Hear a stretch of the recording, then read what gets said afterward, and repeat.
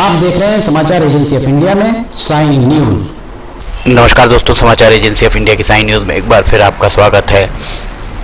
सर्दी का मौसम आते ही सिवनी में प्रवासी पक्षी अपनी दस्तक देते हैं, पर सावधानी बहुत जरूरी होती है। देशवासी हों, विदेशी हों या पक्षी, सभी को सिवनी जिले की शांत फिजा बहुत लुभाती है। यहाँ का माहौल कुछ ऐसा है जो लोगों के साथ ही पक्षियों को भी रास आता है। पक्षी भले ही थोड़े समय के लिए यहाँ आते हों, लेकिन कुछ समय तक रहने के लिए भी इन्हें सिवनी की ही उड़ान भरने पर मजबूर कर देता है सिवनी का माहौल। समाचार एजेंसी ऑफ इंडिया के सिवनी ब्यूरो से अखिलेश दुबे की रिपोर्ट। ये नज़ारा हम आपको शहर की शान दलसागर तालाब का बता रहे हैं। दलसागर तालाब का जीर्णोद्धार लगभग 2 करोड़ रुपए से ज़्यादा की राशि से अब तक किया जा चुका है और उसके बाद फिर करोड़ों रुपए फूकने की तैयारी है। बहरहाल सर्दियों का सीजन आरंभ होते ही प्रवासी पक्षी सैर पर निकल चुके हैं। इनमें से यहाँ कुछ खाने की तलाश में दूसरे शहरों से, दूसरे देशों से आते हैं, सिवनी की आमद ये बढ़ाते हैं, तो कुछ जलवायु से प्रभावित होकर सिवनी जिले का रुख करते हैं।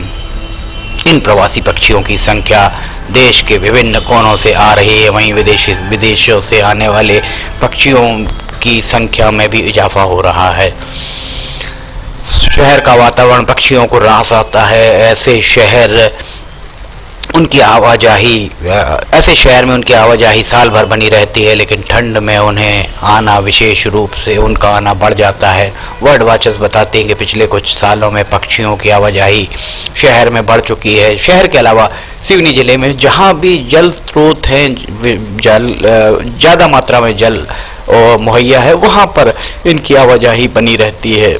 वे साल के 12 महीने शहर और ज़िले का दौरा करते हैं, लेकिन अप्रैल और नवंबर से दिसंबर के बीच इनकी संख्या में बहुत बढ़ोतरी दर्ज की जाती है।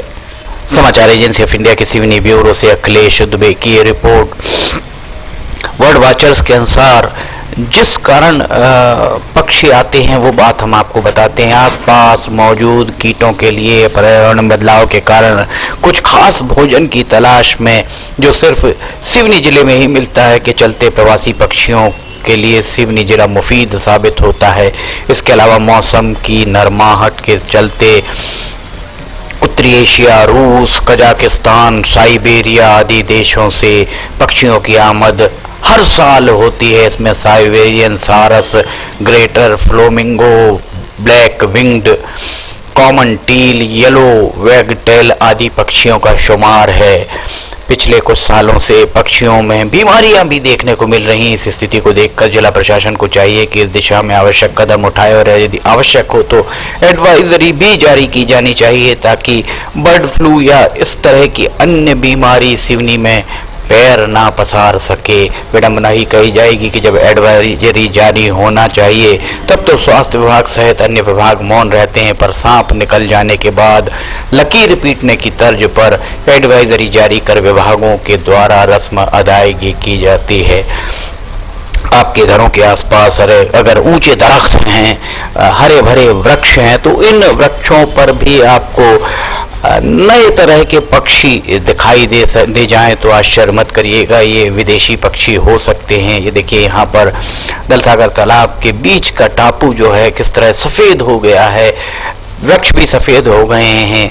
ये वृक्ष सफ़ेद, इस पर कोई किसी ने रंग नहीं पोता है। दरअसल ये पक्षियों की बीट के कारण इस तरह से सफ़ेद आपको प्रतीत हो रहे हैं। समाचार एजेंसी ऑफ इंडिया के सिवनी ब्यूरो से अखिलेश दुबे की रिपोर्ट। ये ऐतिहासिक दलसागर, जिसका जीर्णोद्धार पिछले लगभग 1-1.5 दशक में 2 करोड़ रुपए से ज़्यादा की राशि खर्च कर किया गया है, पर आज भी ये दलसागर गंदगी से सराबोर है। ये जवारे विसर्जन घाट का नज़ारा हम आपको दिखा रहे हैं। यहाँ पर जो फव्वारा बना हुआ, फव्वारा चलता तो दिखता नहीं है, पर ये कम से कम पक्षियों के बैठने के काम आ रहा है। और आपको हम ये दिखा रहे हैं दलसागर के बीच का टापू। यहाँ हर साल सर्दियों के मौसम में सारे के सारे पेड़ सफ़ेद हो जाते हैं और सफ़ेद होने का इकलौता कारण यही है कि ये पक्षी यहाँ बैठते हैं रात के समय, इन दरख्तों वृक्षों पर बैठते हैं और उनकी बीट के कारण ये सफ़ेद हो जाता है। समाचार एजेंसी ऑफ इंडिया के सिवनी ब्यूरो से अखिलेश दुबे की रिपोर्ट। समाचार एजेंसी ऑफ इंडिया की साइन न्यूज़ में अगर आपको ऑडियो बुलेटिन, मौसम के अपडेट, वीडियोज़ पसंद आ रहे हो तो आप इन्हें लाइक, सब्सक्राइब, शेयर जरूर कीजिए। फिलहाल आपसे इजाज़त लेते हैं, हम फिर हाजिर होंगे। जय हिंद।